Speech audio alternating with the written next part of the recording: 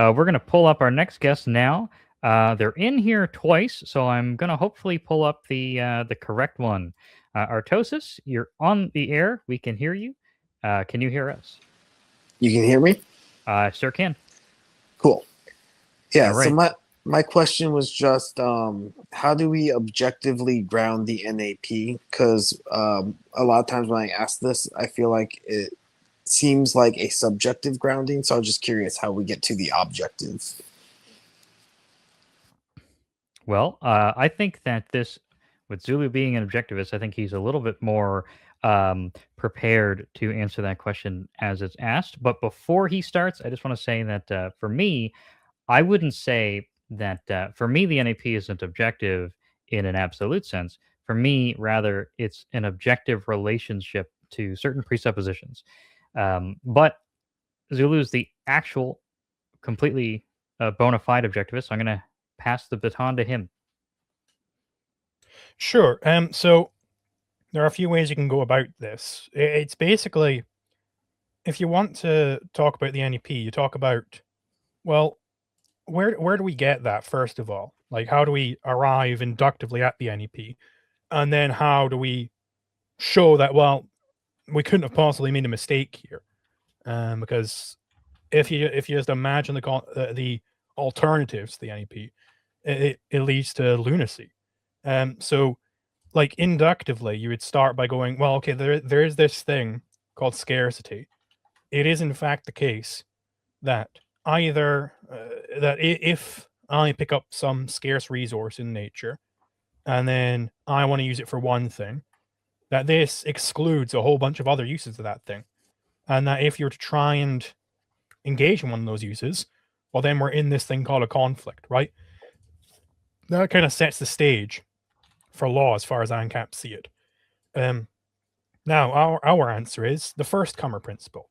It's saying, which is just the same thing as the NAP, it's that the latecomer, the guy who came in second and started this conflict, initiated this conflict, which is what we call aggression, that he was in the wrong, that the first comer is the one who should be allowed to use that thing. Now, this is a prerequisite, first of all, for any sort of production to take place. If you have a latecomer principle, that by accumulating resources, that you are not entitled to those resources, well, then you could never engage in production if we took that out as a principle. And then we can just come along and take the fruits of your labor, as it were. That undercuts your means of survival, which is using your mind and applying it to reality. To alter reality, that's what production means. To alter reality to be more suitable for you. That's sort of how we can get to the first comer, why the first comer is better. But then you can also take it a step further. You can go, okay, and this is what Kinsella does. You can go, okay, well, let's imagine a conflict between A and B over some stick, right? Kinsella contends, and I agree with him, that both A and B, they have to make a certain presumption. They have to presume that ownership is distinct to possession. Now, this doesn't seem very important, but it actually is. So A would have to assume that ownership is distinct to possession, because let's say he got the stick first, right? He's saying that, well, yeah, even if somebody was able to take this stick from me, I'm still trying to use that thing. That's why it's a conflict. I'm still trying to use that thing. So even if it is wrestled off me, I still own that thing. These are distinct concepts in A's mind. So, okay. What about B? Well, B's also saying, because he's trying to use the thing, that, well, if somebody were able to take this from me, that's why it would be a conflict. If A is to win this conflict, I still have the right to it. I still own it, which is why he's trying to take it in the first place. So he has to assume that ownership and possession are distinct. But the latecomer, B in this case, he also has to presume that possession is the same as ownership. That by just taking something from A, that therefore gives him the right to keep it. Right? So he has to assume both that ownership is distinct to possession and that ownership and possession are not distinct. So any latecomer, you can just regress this out, would be in this contradiction. I can go on. My third way, I assume you're aware, is my e contrario, where the alternatives to the NEP are jungle ethics or mixed law. Both of them descend into the primacy of consciousness very briefly, and primacy of consciousness is false. I think all of these are basically pointing at the exact same fact that the NEP is in fact objectively true, and that's how I would go about objectively grounding it. Oh, yeah, I want to say thank you. You give a very clear explanation, so I really appreciate that about you. I just have a few more confusions though, because I don't see where the objectivity is coming. So I would take objectivity to be something like stance independent, and irrespective of the perspective of the person saying it, right? So you're grounding this in like a rational like principle, I guess, but we're not getting any normativity from that, I guess, is what I'm saying. Well, let's take a question here, a line of questioning. Is it objectively true that Prince Harry is married to Meghan Markle? I don't know if let's assume that they are still married. I don't know. Yeah, I think they are. Okay, so would it be objectively true that they are indeed married? Yeah. Well, we can empirically validate that, yeah. Okay, would that be stance independently true? Yeah. I mean, does it not depend upon their stance that they're indeed engaged in that relationship? Oh, I'm just so when I say stance independent, it means like any observer could deduce it using a reliable method, basically. Deduce or induce, presumably. Yeah. Okay. I was using deduce in the loose sense. Okay, so let's say validate then. That they could, any observer could potentially validate this using, proper methods of epistemology. Exactly. So I don't see that I'm going away from that. I'm not saying like, well, based on some like opinion in my mind, this is true. Like, I don't think I introduced that like premise into my setup there. I think so. I'm reading your thing. First comer principle required for production. So you're saying that if we're going to make a rational principle for how to deal with conflict, this would be the only one that doesn't fall into some kind of contradiction, right? Yeah. Yeah. So then my follow up is like, well, how are we crossing that descriptive sentiment to the prescriptive? We ought to follow it. That's where I'm saying the stance of dependence would be failing. Well, so I don't really see much of an issue with going between is and ought. Like, it strikes me that I did show that this is actually what is required for human survival, and that all these other possible ethics you could come up with, they are in fact self-contradictions. So that gives you only one possibility remaining, right? I don't see the problem with e contrario in this case. Oh, I'm going to grant you the descriptive case, just for the sake of the argument. I'm just wondering, so how do we get the prescriptivity as objective? Well, through the descriptive case, I built out from the descriptive case into, well, this is your only option for a rational ethic. Now, presumably, we're not going to go down the line of, actually, I want to be irrational, I want to be wrong. I mean, are you going to go down that road? I'm not going to go down that route. I'm actually just curious because I actually find a lot of the stuff you say kind of fascinating because you have like this really interesting take on objectivist metaphysics, and I'm kind of curious how you solve this like Hume guillotine problem. Well, here, can I jump in there for a second and offer so if I have I want to make a presupposition here or an assumption. Let's say that we assume that there's a nail that we want to drive into the wall. And we also have two tools at our disposal. One of them is our bare hands, and the other one is a hammer. Is there a framework in there that we can make a prescriptive statement that's objectively true? Like, given that we want to do these things, it's objectively the case that we're better off using the hammer than the alternative? I wouldn't say that we do have a framework for that because when you try to cash out the statement, I want something sharp, therefore I should use a knife. The should part, what I'm taking that to be is a second descriptive statement. So you're actually not introducing normativity here. You're just saying the knife satisfies the criteria. So what would proper normativity look like in your view? You have to go from the descriptive statement to some sort of duty that is or obligation imposed on the party. Where would such an obligation come from? Like what would be a valid source of such an obligation? See, I don't believe there is one. So if I understand correctly, you're just saying that you don't believe that there are such thing as prescriptive statements? Like not that they can't be made, but they can't be valid? Yeah, I don't think that there would be any objective grounding for them. Now, if the person has the motivation to follow the prescriptive statement, I would say it would be valid in that case, but it's not an objective criteria. Okay.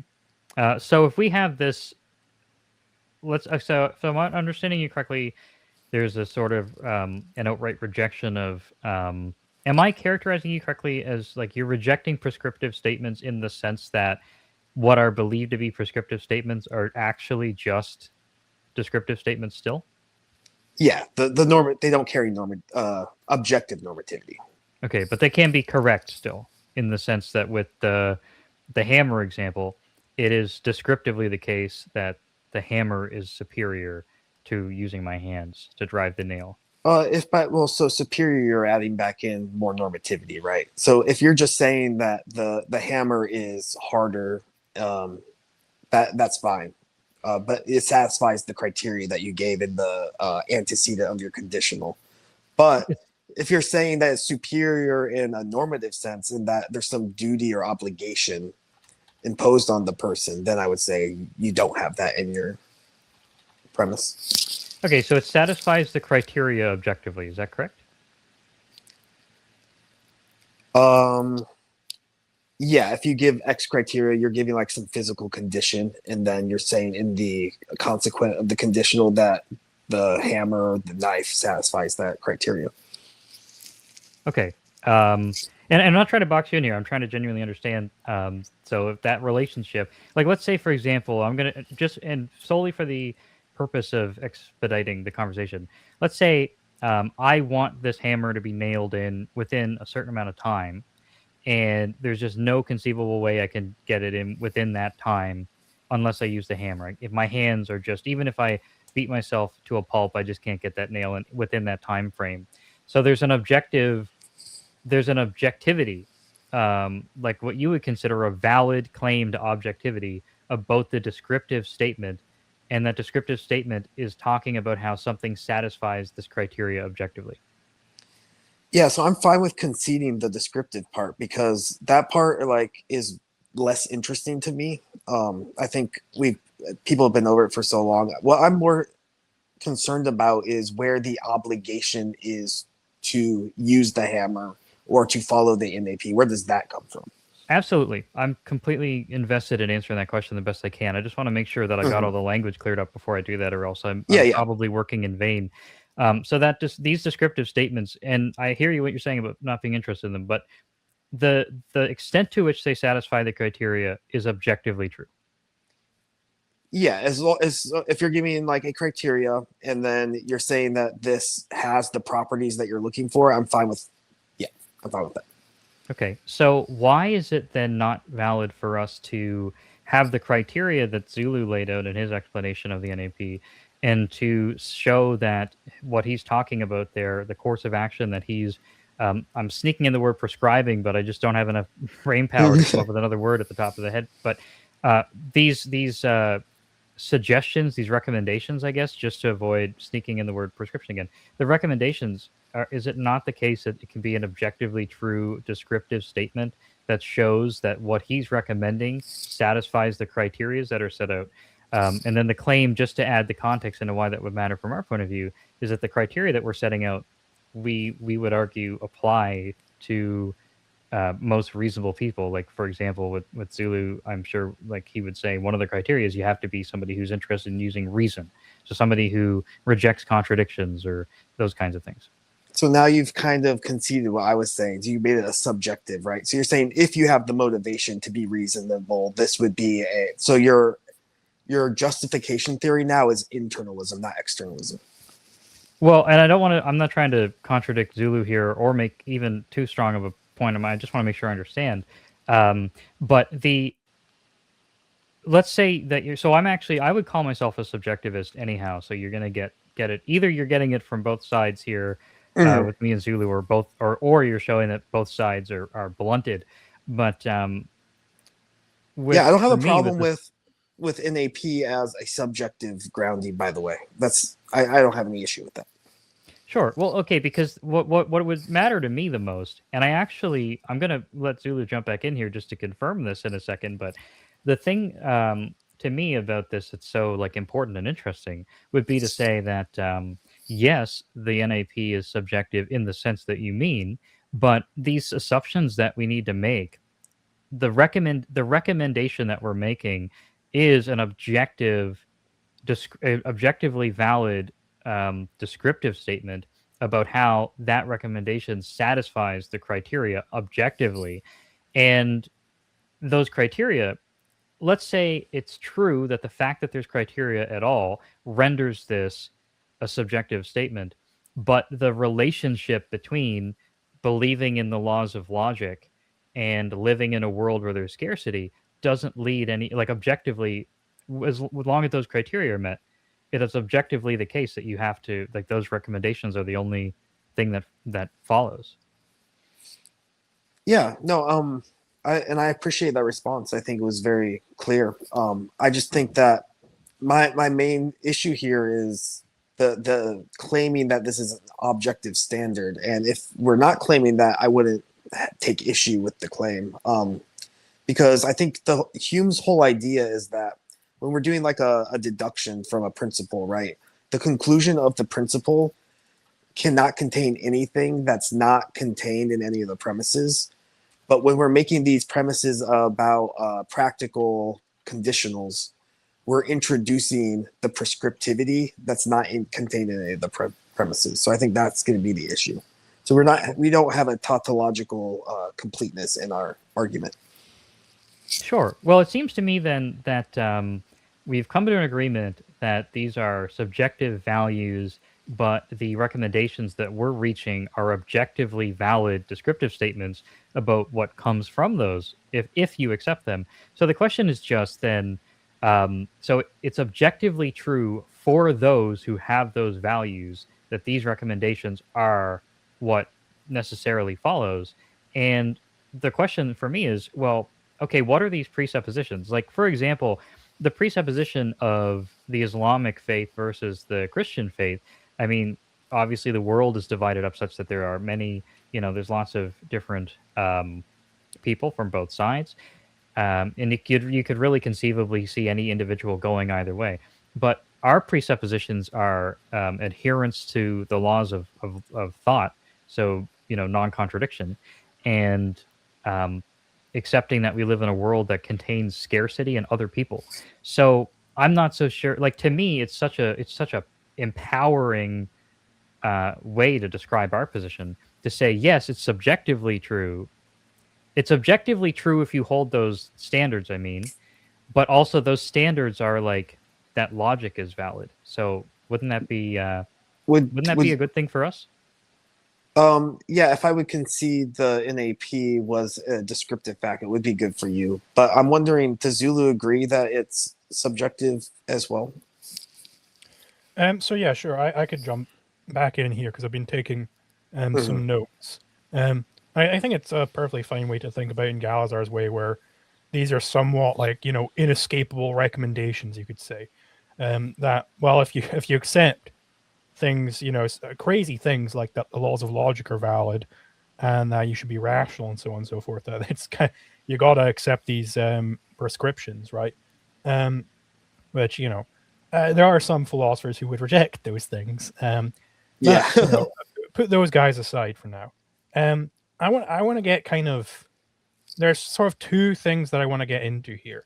I think probably the best thing first was you were talking about Hume's guillotine there. Yeah. That I'm, basically defeated by Hume's guillotine in some way, or that I haven't addressed it. Only if the claim is that the prescriptivity is objective as well. Yeah. That's my claim. So I would say that I'm making objective prescriptions here, and I'll real quick go over why I don't think Hume's guillotine stands a valid counter to that. I think it is fundamentally a self-refuting statement. If you look at what Hume is saying, well, he's saying that, well, you should only believe in this thing and that thing, something which you can see with your eyes, or maybe you hear it from like a reliable person, giving a very vague treatment to Hume here, of course. He's got certain epistemic norms, and these are saying, well, this is how you should choose to operate your mind. These are the ideas you should accept, and how you should go about validating and integrating these things. Now, it strikes me that in his statement, where kind of the bottom line of it, the upshot of it, is that there are no valid ought statements, he's making himself a bunch of ought statements. His whole claim is an ought statement. It's about what you should or should not accept. I shouldn't accept that there are valid ought statements. Okay, well, is that not just immediate self-refutation? I don't consider that anybody who is speaking and is using epistemic norms can go around parading and around saying that, well, no, moral norms are not allowed. Because what's the fundamental distinction between an epistemic norm and a moral norm? They're both saying what you should or shouldn't do. It doesn't seem that much of a leap that you can get from facts of reality to moral norms if you can get from facts of reality to epistemic norms. Yeah, so I would say personally that epistemic norms are different from moral norms, because I take justification for epistemic norms to be external, whereas I take justification for moral norms to be internal. And I don't think that if you're trying to point to the external justification for moral norms, I think you're going to run into a circularity there, because you're going to have to already assume those principles to find them. Well, I mean, it doesn't seem that I was doing that, though. I didn't start my spiel initially by saying, okay, let's assume that the first comer has the right to these things. I didn't say that. I showed that, well, first of all, it's required for humans beings to exist in the first place, to continue existing, that the first comer has to be, in principle, the one who has the right there. And to whatever extent that isn't the case, then human flourishing goes to the floor. I could explain that in more depth, of course, but that's outside the scope right now. And then I showed that, well, in fact, the latecomer, he's in contradiction in all sorts of different ways. He's a whim worshipper. He's assuming that his consciousness has primacy over existence. It doesn't strike me that at any point I had to assume that the NEP was true. Now, I think this does touch on the other point that I had noted down here, which is, now correct me if I'm wrong, your understanding of what like proper normativity for like objective normativity, what that would mean would be to go from a descriptive statement to some duty, which you say is some obligation on some party. Now I'm curious about what I think you're taking a certain view of what an obligation would be. Is it because you're saying it's got to be like external or something?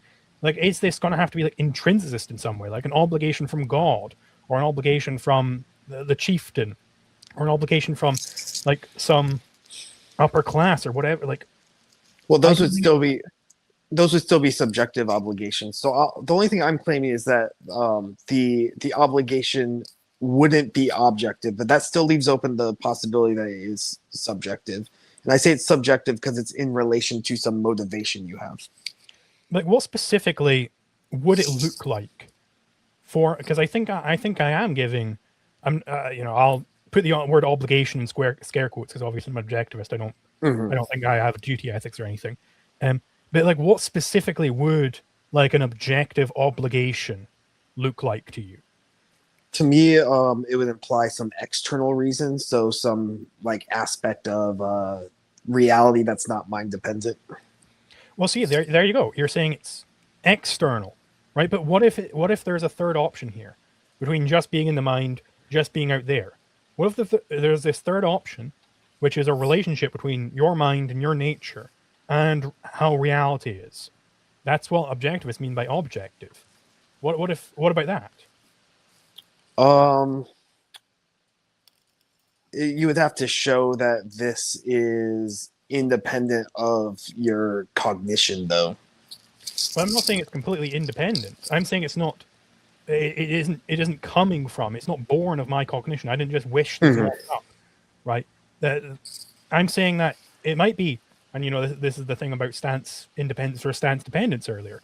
When an objectivist is talking about stance dependence, sure, it might be stance dependently true that I should, go and study tomorrow because I've got a debate tomorrow with Haz. But that's only dependent upon the fact that I exist. If I didn't exist, then obviously this wouldn't be floating out in space or anything, right? So it might be stance dependently true, but it's also based upon my nature. It's not just based upon the things I think up in my head, right? I guess what I'm asking is, can I look outside my window and see an obligation? Let me ask this really quick too. I think this is really relevant. Is just you mentioned that when Hume makes his ought statements, that he's not doing the same kind of thing that we are with the NAP, because of the fact that he's appealing to some sort of external thing, which you've defined as an aspect of reality that's mind independent. So there's two questions I'd like to ask you. One is, which one of ours are actually mind dependent, like the laws of logic, or are those, when we appeal to those, are we not appealing to something external, or things like scarcity? Is that not an aspect of reality that's mind independent? And then also, I'd like to know specifically, what are the things that he's appealing to, which are themselves mind independent? Yeah. So the thing I'm pointing to is the obligation. So that wouldn't be within any of the scarcity, the laws of thought, or that other people exist. Those three criteria. Those I'm fine with conceding are objective because they're descriptive facts. Well, I'm saying you're not grounding in some external justification is the obligation itself.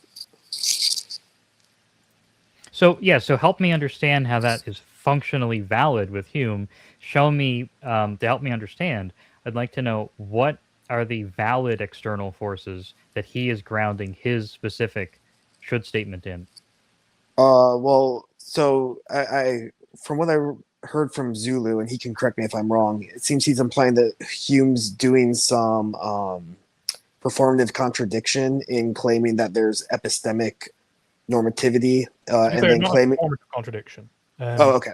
That it's a contradiction, like just straight up. Like he's saying, it'd be like if I said, nobody should ever make any arguments, and that's my claim. Gotcha, and I have an gotcha. argument why nobody should ever make arguments. Okay, so you're saying he's literally saying that might be. Let's say no statement should ever reference the color blue. Yeah, and you're saying he's literally claiming P and not P, basically, right? Yeah, he's saying you should not believe in should statements. It's in essence. Yeah. And we try to fix that problem by separating epistemic from moral normativity, right? And then your claim is that we can't actually make that distinction. Am I following the flow right? Yeah, or at least I haven't seen like what would be the relevant difference there, because it's one is saying how you should orient your mind. The other would be, how should I orient my fist with respect to your face? Should I punch you or shouldn't I? Like, it doesn't seem entirely distinct there. It's about what choices you should make. Yeah, and then I pointed to, well, it seems to me moral normativity comes from internalism, and epistemic normativity comes from externalism. Now, we don't necessarily prove that, but I think Hume, if he did take that stance, that would get him out of the contradiction. So I don't want to be, just for the sake of being something real quick, because I think I can elaborate on something else here. So at least for the objectivist view, it wouldn't be that our epistemic norms are purely external in the way that you're perhaps suggesting or intimating, at least. It's not that these are like rules like beamed down upon us, like by reality or what have you. It's based on your nature and your means of perception. It's a relationship between your mind and reality. That's how we get to the epistemic norms as well as the moral norms. It's in this third category of objective as against intrinsic or subjective. We don't think that the laws of logic are, for instance, intrinsic. That would be the objectivist term for it. We don't think that it's like beamed down upon us, you must obey the laws of logic or anything like that. It's that just given your nature and the nature of the world, these are the rules you've got to follow if you're going to accurately represent the world. I think what I'm kind of pointing to, though, is I'm saying when I make a claim about an epistemic normativity, my justification is going to be in reference to some external fact that I can discover. It seems to me when I'm talking about moral normativity, the should there is pointing to an internal motivation, so they're fundamentally different. Yeah, so let me just say, you're like, and if I get this wrong, please just correct me. But the question I'm trying to ask is, you're saying Hume made an ought statement, and his ought statement was valid because it appealed to external things, and we're saying we're making an ought statement, and we're grounding it in the same way external things. Now you've given us the criteria of being external things are aspects of reality that are mind independent. So either it's the case that we're actually like the things that we're developing and deriving our position from aren't mind independent, like the laws of thought and scarcity and stuff like that, or alternatively, Hume has something like that we're just completely missing and is necessary, maybe. But instead of like describing it, I just want to know like which one of our groundings is not external in the same way that Hume's is, that makes his valid, but ours falls short.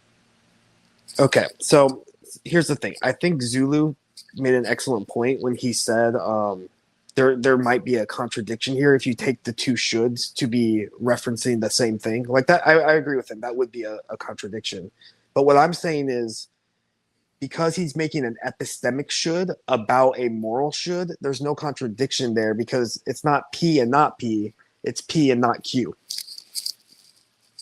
Okay, sorry, I hear what you're saying, but I just want to make sure that I get this question answered. Okay, yeah. I just wanted to clarify just so my position is very clear. Yeah.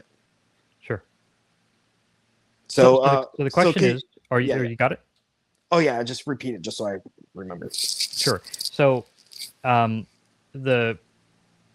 I understood that you said was Hume makes an ought statement, and his ought statement was an epistemic statement about moral statements.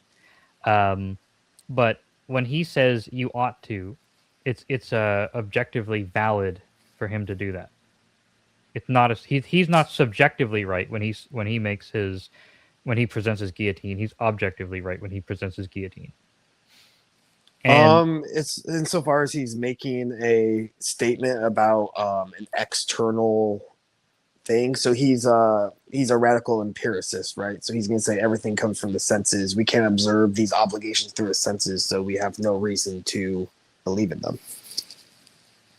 We can't derive them from any premises that are describing knowledge from the senses.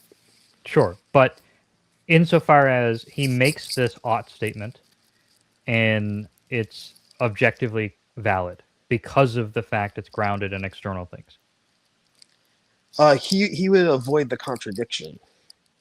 So it would be valid because if you're an empiricist, so within his framework, I'm not saying his framework's correct, but within his framework, it makes sense. It's not a contradiction. Sure, I'm just asking, like from your point of view, I'm trying to understand what you're telling me here. You're saying that the guillotine, as he presents it, is an ought, and it's objectively valid. I wouldn't say it's objectively valid. So from his perspective, it's avoiding the contradiction. Now, my take is that it's kind of irrelevant what he said. I can still use the guillotine argument without affirming his should statement. So it's kind of a red herring in that sense. The guillotine itself is not a normative statement. It's not a not statement. Well, I can make it a descriptive statement rather than a normative statement. Okay, but regardless of because I'm I'm giving you a softer version of the guillotine, right? Because I'm saying we can't affirm objective moral truths from descriptive facts, which is a little softer than the Hume guillotine as presented by Zulu. Sure. Well, I'm not trying to necessarily even make a distinction here between like moral and other than moral statements or anything like that. I'm just trying to make sure I'm understanding what you're telling me specifically regarding. Yeah, I'm making two separate claims here. On one hand, I'm saying Hume actually avoids the contradiction if you assume his position, so he's internally consistent. And I'm making my second claim is that my version of the guillotine doesn't even rely on that statement by Hume because mine's a bit weaker than his is. Sure. Well, I don't really care about Hume in particular as a person or an authority either. I'm not trying to suggest that I'm attacking Hume in order to get to you. I'm only asking questions about Hume to make sure that I understand what you're saying. So there's this statement out there. I just won't mention Hume anymore. So there's this statement out here. It's the guillotine. It's your guillotine as you're sharing it with us. And the statement is this statement a prescriptive statement or is it not? I would say it's descriptive. So when we talk about logical argumentation, especially deductive arguments, they're what we call tautological. So everything that's in the conclusion has to be contained in the premises. And if they're not contained in the premises, you didn't do a valid deduction. So when you're making a claim about descriptive statements that don't have the prescription already in them, your conclusion would be invalid if you added the prescriptivity. Okay, so it's an objectively so the guillotine that you're presenting is an objectively correct or valid or whatever word is descriptive statement about the laws of thought and logic. Yeah. Okay, so maybe we've moved to a point in the discussion where what you said about external grounding is no longer relevant. But if I'm understanding correctly, why is it the case that the NAP can't, at the minimum, be a completely objectively valid descriptive statement in exactly the same way? Well, I would still consider appeal to the laws of thought or logic as external justification. You're not appealing to your specific motivation, right? That's right. External would be valid for it becoming objective. You said external was what we were aiming for. External is necessary but not sufficient. But yeah, it is necessary. Okay, what are we missing? What are we missing that the guillotine statement has? So your premises don't contain the prescriptivity, but your conclusion does. Okay, so and your guillotine doesn't solve that doesn't have that issue. If I'm no, because my guillotine is just describing a logically valid deduction, so it's purely descriptive. There's no should there. Right. So earlier when I asked you about the guillotine, I specifically said it's a prescriptive statement, and you said I could reconfigure the prescriptive statement into a descriptive statement. And since that point, we've only been talking about it as if it was descriptive. So if I take the NAP and I also reconfigure it so that it's a descriptive statement instead of a prescriptive statement, then would that not solve the problem? As long as you're not claiming it's subjective or objectively prescriptive, or we have some objective obligation, I'd be fine. But I think Zulu is, so you conceded that to me, but I think Zulu still wants to say it's objective. So I guess that's what I'm looking for. So I guess once I'm totally satisfied that me and you have got like to our agreement, then I can shut up for the rest of the call. I just want to make sure that I'm sort of getting there. So instead of, if I just don't phrase it as the NAP says that you should, rather based on the laws of logic and scarcity, the NAP is an objectively true descriptive statement about actions that are, I don't even want to say recommended, like the relationship that some actions have with those presuppositions in the exact same way that the guillotine is saying is just a descriptive statement about how some things you say and do line up with it. I'm sorry, we're getting into the philosophy, so I'm trying not to be too vague. Oh, no, yeah, it's good. I think these are the best discussions, honestly. So I think that were your description accurate, it would be objective. I'm not gonna make a claim on that because I'm like not super prepared to do an argument against the NAP at this second. But my question was more tailored to this specific question: is the obligation objectively grounded? Okay, well, let me just Just hand that over to Zulu then. But before I do, I just want to say, as a final question for me, is there Mhm. anything on the screen here? I don't know if you can see the screen. Well, you're in here. You should be able to see it. Yeah, I can see it. Yeah. Is there anything in here that jumps out to you as, we're mentioning logic, scarcity. Is there anything here that you can see in this flow where it's not, where we're making an erroneous inference from how these ideas connect to each other? Well, this flow is not like deductively valid, so I couldn't even make any claim about that. All right, that's fair. Well, I don't want to go down too much of a detour after promising Zulu the floor again, so I will be quiet from here on out. Sure. So, sorry, what was your name again? Eratosis. Aritosis. So, would you say that there's such a thing as a mind? Yes. Could you look out your window and see a mind? You could look at a brain scan and find mapping from a correlation between mental activity and physical activity. So I guess in a metaphorical way, yeah. Well, no, you're only seeing perhaps the effects of a mind, perhaps some evidence that the mind is connected to the brain. But really, all you're seeing there is neurons making certain chemical interactions. You're not seeing a mind, right?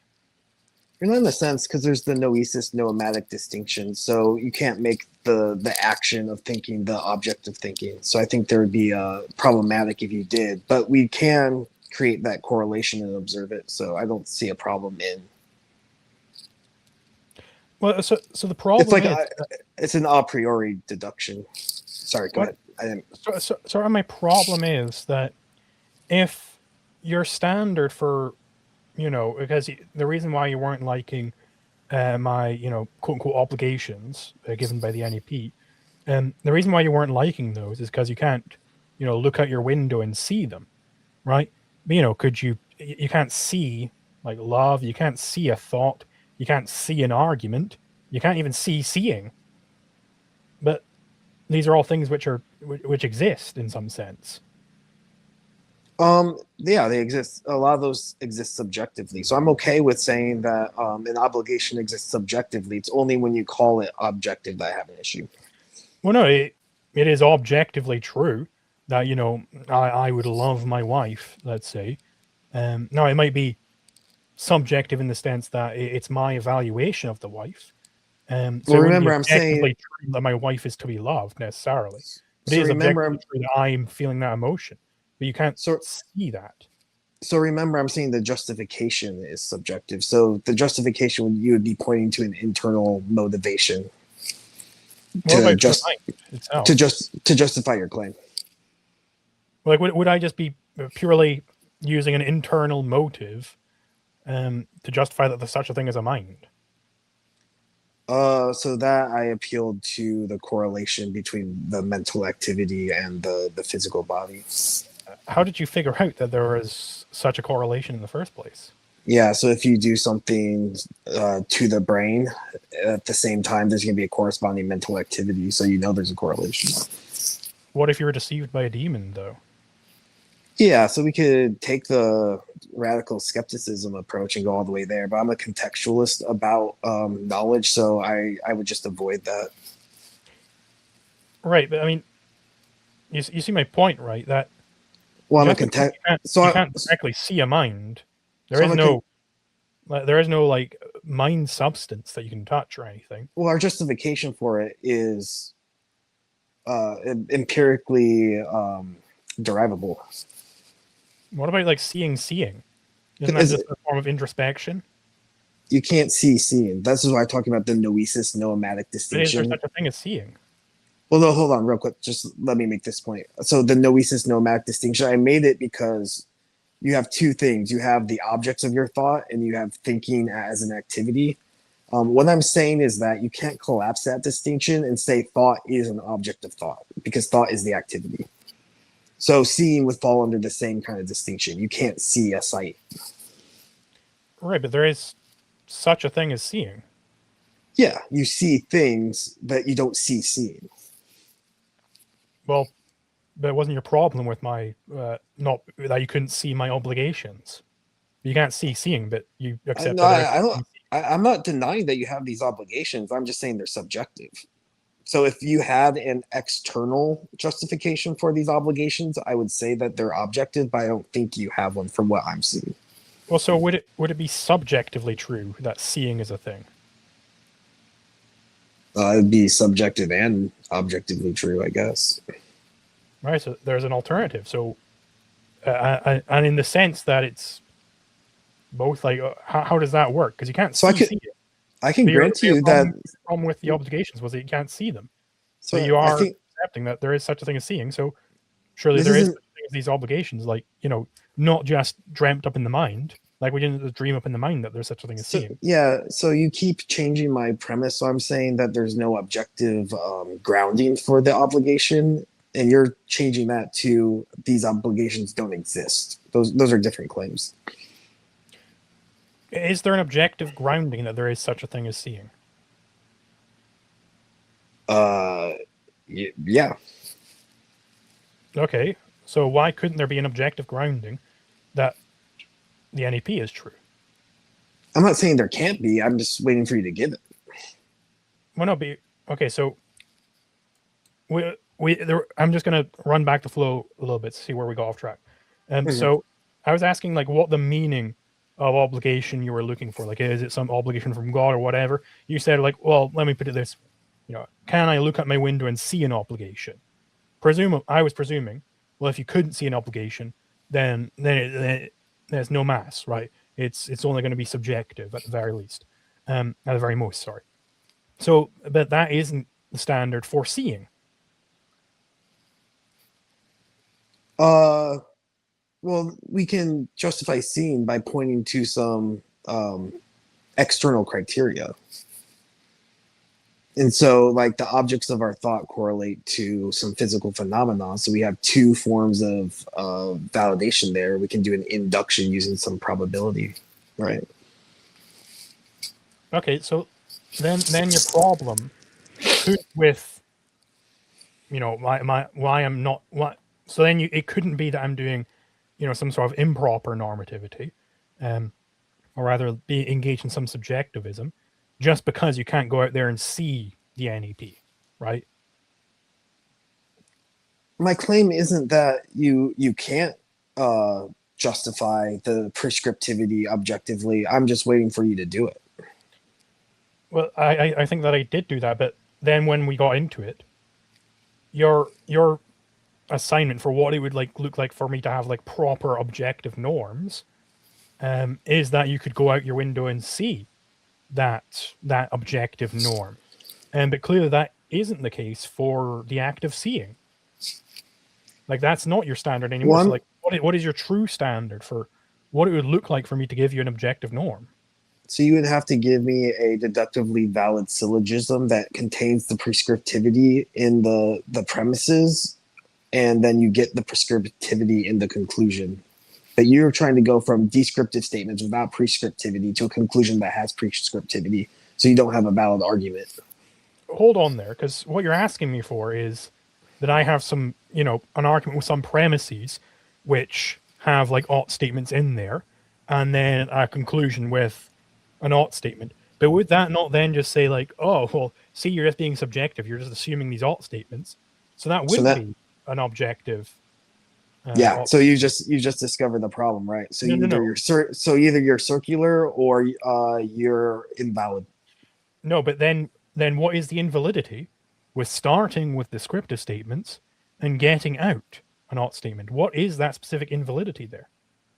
So all logical arguments are tautologically valid. So nothing in the conclusion is not contained in the premise. So you would be committing a logical fallacy if you were to insert something in the conclusion that's not contained in the premises.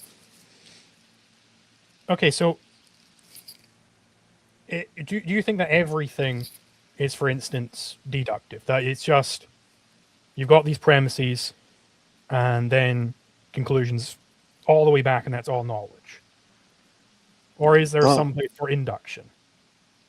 There's place for induction, but I don't think that you have a inductive argument here either. That takes us from some like observation to an obligation. So would it be possible to induce? Now there are certain facts, and those facts have a certain implication upon you, given your nature, that you should act in a certain way. I don't know how you would induce the should. I mean, I feel like I gave that, right. This is a prerequisite for you to for survival, that this is the norm that is being followed. That was the inductive side with the, there is this thing called scarcity and so yada yada yada. And I went over like, well, what are the alternative should statements here? They're all contradictions. They all run into serious problems here. So let me. It doesn't strike me that I'm like, going off the wall. Like, where specifically am I like sneaking in some like bullshit in your view?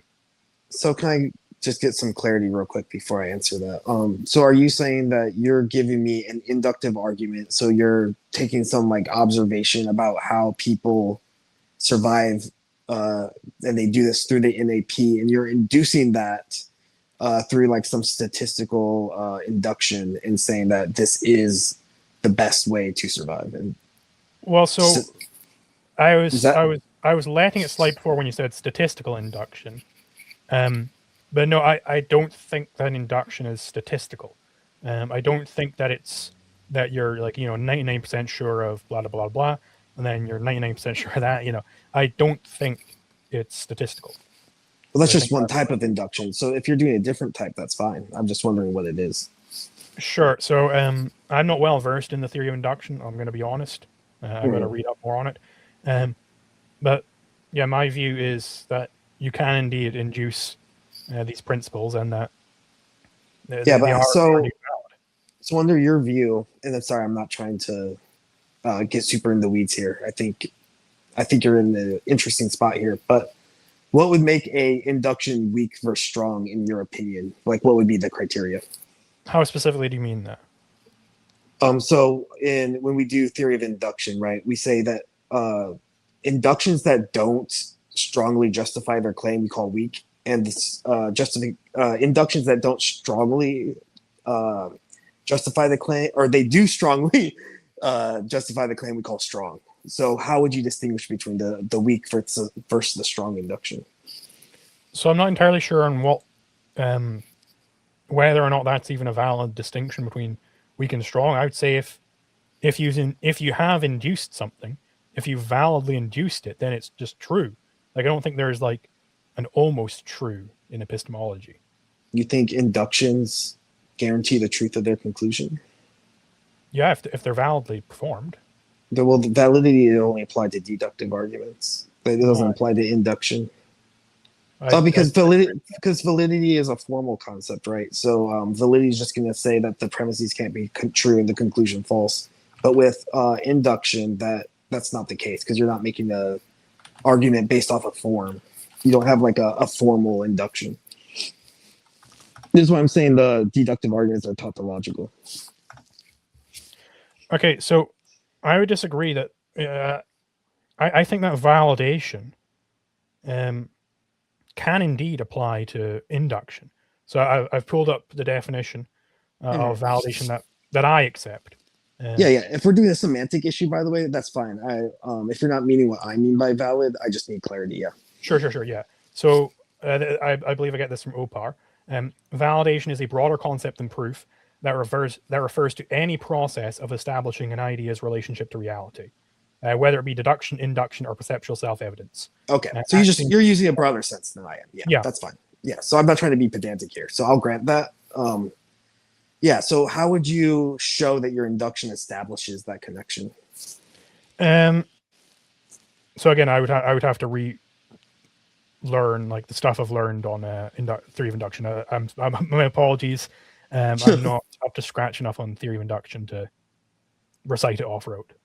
Yeah, so because that's just curious to me though, because you're saying you're inducing the NAP from this description that you're saying, but then you don't know how you're doing it. So I'm just Well, in the same way that, if I'm crossing the street and I see a Jeep coming towards me at 90 miles per hour, I can go, oh shit, there's a Jeep there, without going like, actually, let's think about this and like reevaluate all of philosophy up to that point. Like, it's possible to know things without having an entire theory of induction, because I think nobody's had an entire theory of induction perhaps up until very recently.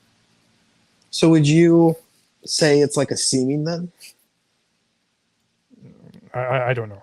No, again, Like a intuition. I do think that induction is valid. I think that the senses are valid. I can talk to you about why the senses are valid. I just don't have a full theory of induction to present you here. What about Probably the most difficult problem in philosophy. Like, give me a break, Well, yeah, this is why Hume denies induction's even Yeah. a legitimate process. But yeah, I mean, so yeah, I mean, I guess we can end there because that we can't. I'm not trying to force you to give me a whole theory of induction on live calls. So I think that's where we're at an impasse at that point. All right. Well, thank Sure. you guys for letting me on. I appreciated the conversation. It was really interesting. So thank you both. Yeah, thanks so much for reaching out. We appreciate it. We hope to hear from you again. Absolutely. If you want to hit the same topic again from a different angle, if you got a different question, we'd love to get another call from you. Thanks so much for reaching out. All right, have a great day, guys. You too. Thanks so much.